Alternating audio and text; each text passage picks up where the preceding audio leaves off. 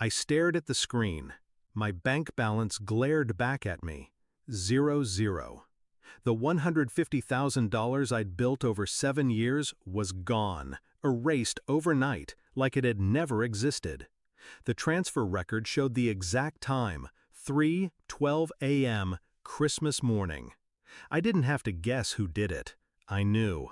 And when I turned my head toward the living room, there he was, my older brother Daniel, slouched on my sofa, sipping coffee like it was any other day.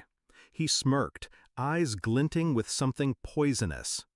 "Prove it, Miss CEO." That was his Christmas greeting. We weren't always enemies. I remember the first time Daniel fixed my bike when I was 9.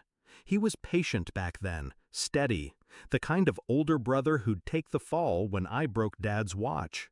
He taught me chess, saying, "If you control the board, you control the game." I believed him. I also believed he had my back when I launched my startup. I let him into my world, gave him admin access to my files when I traveled, trusted him with passwords just in case. He was the only person I thought wouldn't hurt me. Now I understood. He hadn't been learning to play the game with me. He'd been studying the board to take it for himself. It started small. A missing invoice here, a forgotten login change there. My laptop behaving strangely after he borrowed it for an email. I brushed it off. He was my brother. Family doesn't steal from family, right? But then I found the hidden folder. It sat in my cloud storage under an innocuous name, Recipes. Inside were copies of my contracts, client lists, and my bank credentials. Files with timestamps from nights I knew I was asleep. The day before Christmas Eve, I confronted him lightly, a joke almost. "Hey, been poking around my laptop lately?" His laugh was casual, too casual. "What, you think I'm hacking you? Relax." It wasn't until Christmas morning, when I saw the empty account, that his laugh replayed in my head like a confession. My first instinct was rage. But rage burns fast. I didn't scream, I didn't cry. I shut my laptop, poured myself a coffee, and wished him Merry Christmas.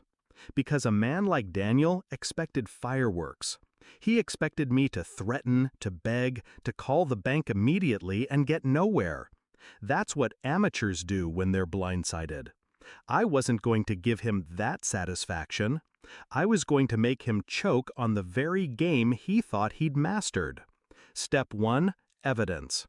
That same day, I logged into my secondary laptop, the one he didn't know existed, and restored a security backup I'd made months ago. I'd always been paranoid about cyber theft. Now, that paranoia was my weapon. The backup contained keylogger records, access logs, and IP traces, all pointing directly to his apartment. I packaged the data neatly, like wrapping a gift. Step 2, timing. If I went to the police immediately, he'd still have my money hidden, and he'd fight me for years in court. No, I needed him to believe he was untouchable long enough for me to corner him. So I waited, and oh, he spent. 3 weeks later, he posted photos from Dubai, Rolex flashing, champagne spilling over marble tables. His captions were cocky, "Work hard, play harder." Perfect.